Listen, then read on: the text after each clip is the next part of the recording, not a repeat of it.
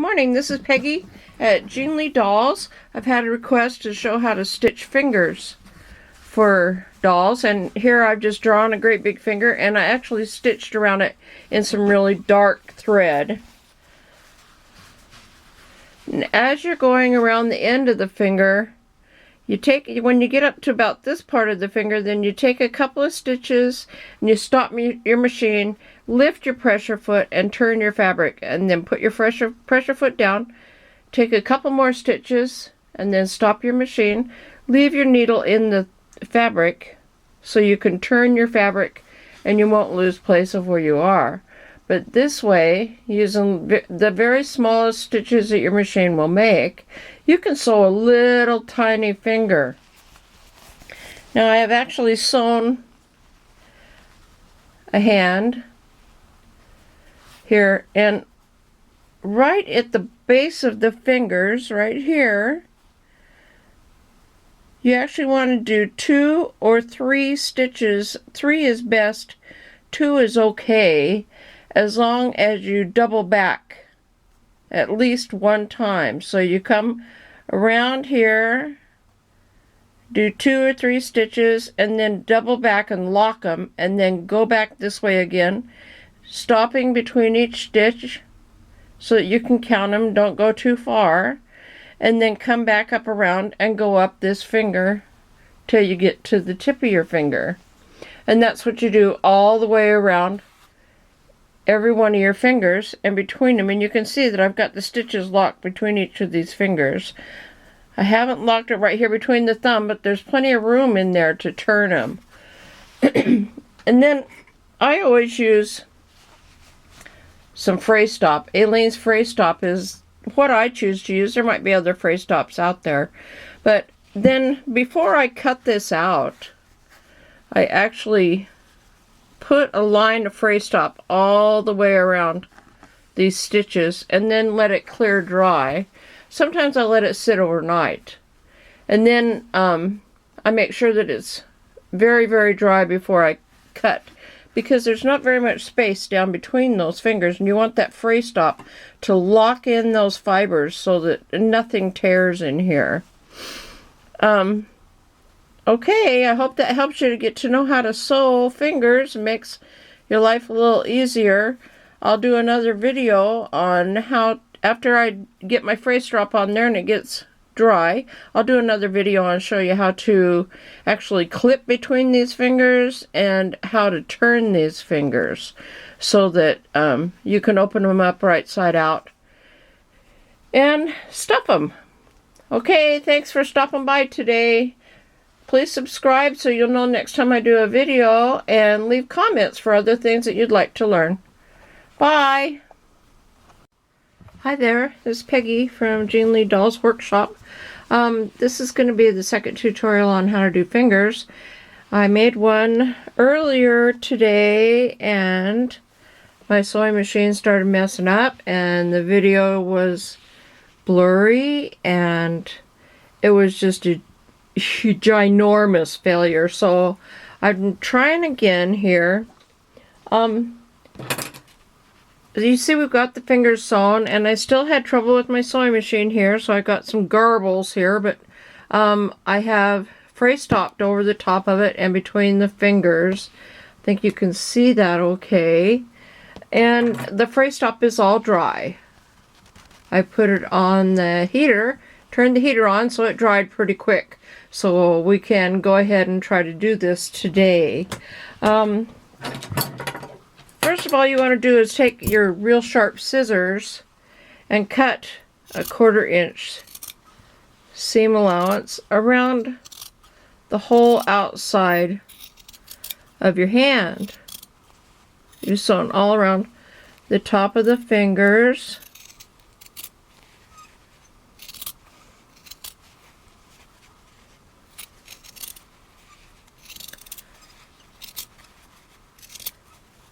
Like that. Let's see if you can see that okay, how I've done that. The lighting in here is pretty crappy. It's been raining all day today, so I got the window open, trying to see if I can get a good enough light in here to do this.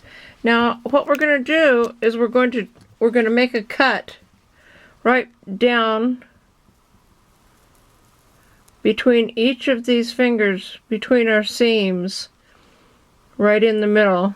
And that's the first place you start. You don't want to try to go around them just yet, around each one just yet. But you want to make those cuts right between them. And you want to get in there pretty close to the base of the finger seam. And just cut really slow when you start getting close to those stitches. Because as you can see from that piece of paper, from the piece of fabric I showed you first, when you're doing fingers, it's really common to have to start all over because they just are really difficult to work with. Okay, then you go between each finger and you cut a little tiny seam using just the tip of your fingers, little by little by little, as you're going down here. And I'm actually cutting about 1/8 of an inch seam allowance between the fingers. Being very careful as I do it.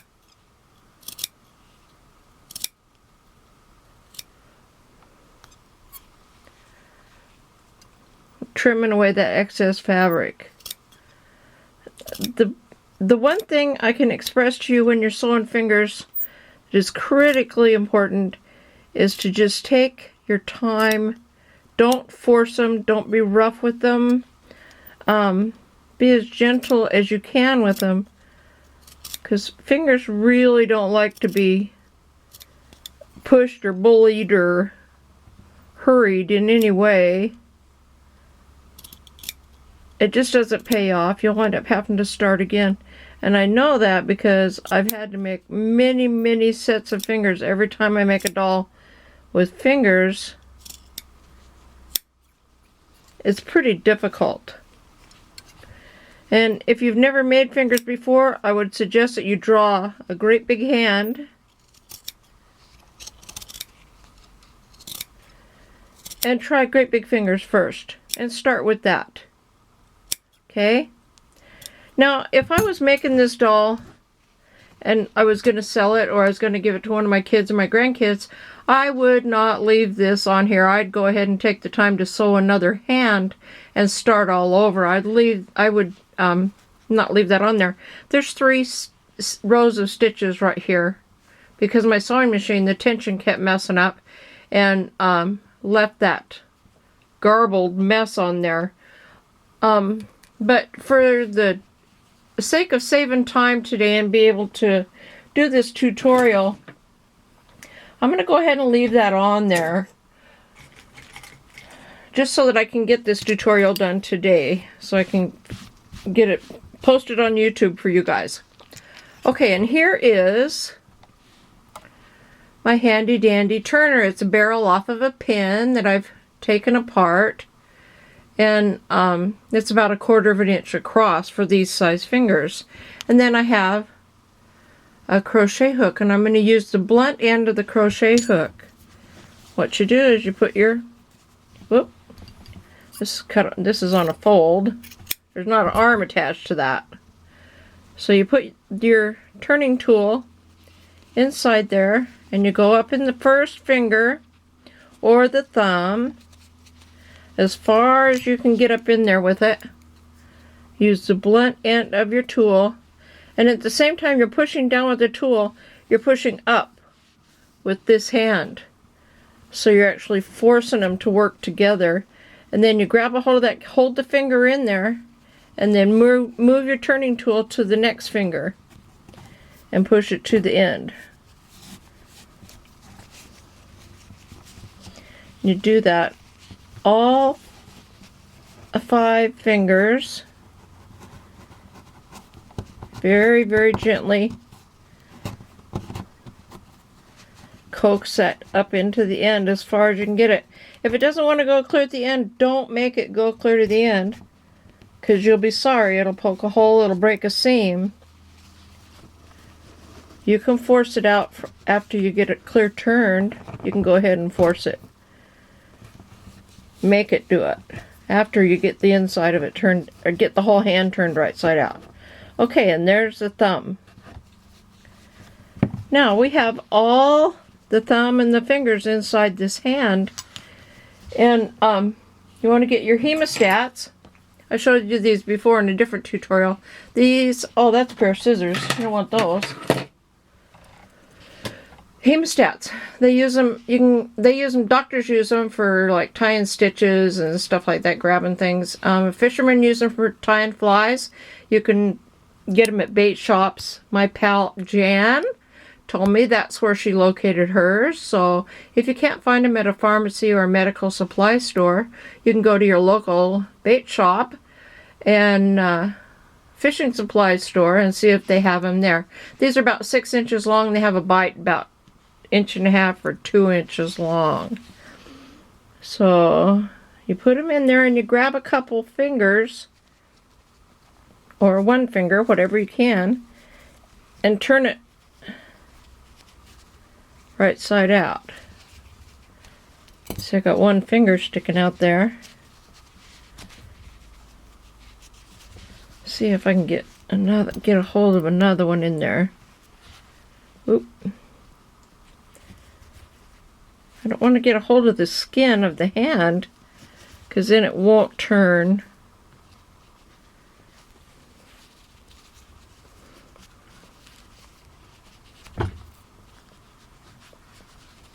There it comes.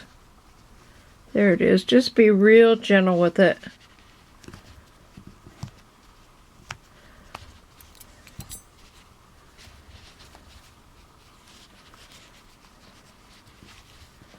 There's another one. Don't give up. Keep going. Just be real easy with them. There they are.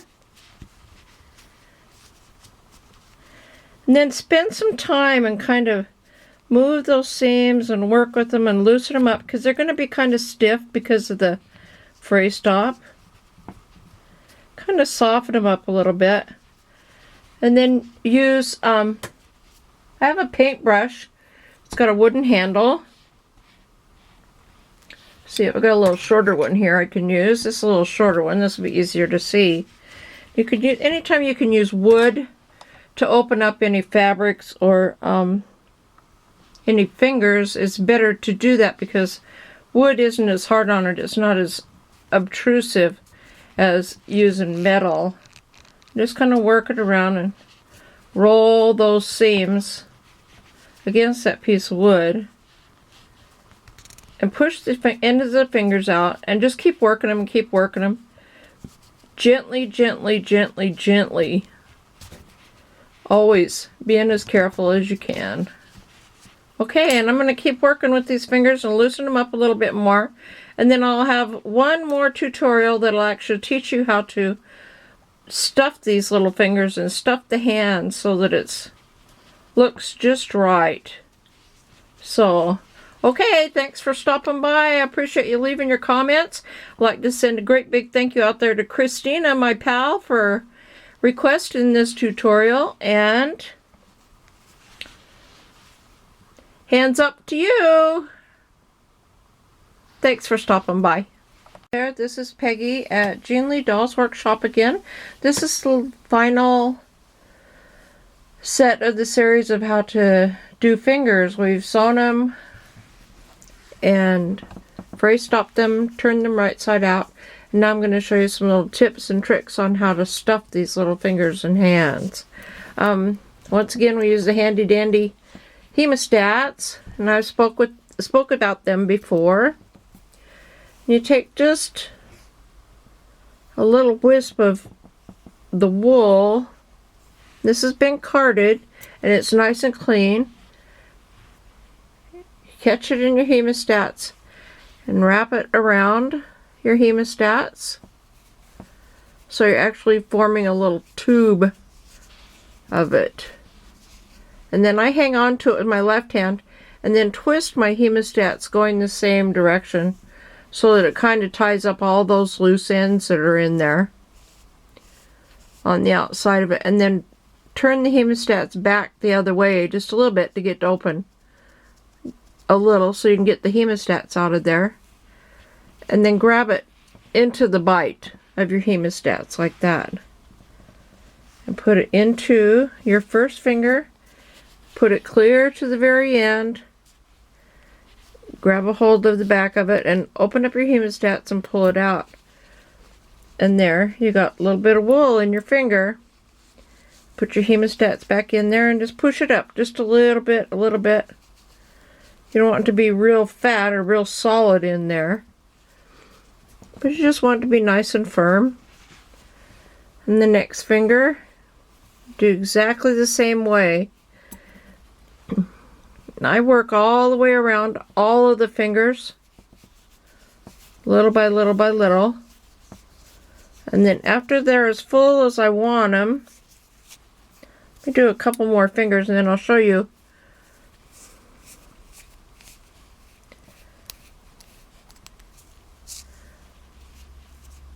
About how to fill them out nice and full at the base.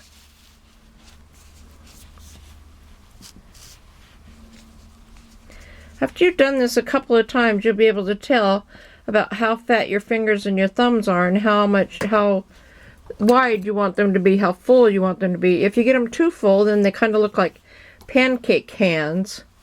And if you're going for realistic effect on your fingers, then you don't really want them to get that full. I don't want to put quite that much in that one finger.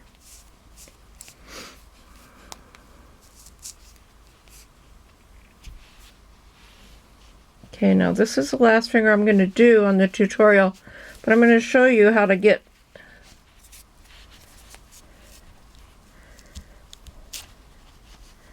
now when you start filling your hand in here, you're going to have these little empty spots right in here, like this tube of wool that we just made goes about this far down into the finger. And so when you put the next bit of wool in there, there's going to be a little empty spot if you just put a big ball in the palm of the hand. So what you want to do is just get little tiny pieces, grab them with your hemostats, put them up in there and just kind of put them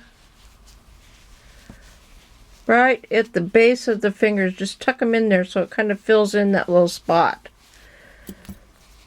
So you actually have the tubes in there in each one of the fingers, and then you have that little tiny piece that kind of laces through the fingers like this underneath it.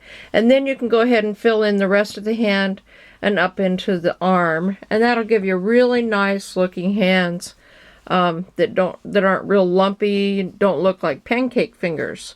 So okay, thank you for all your compliments and for your comments and subscribing to my channel.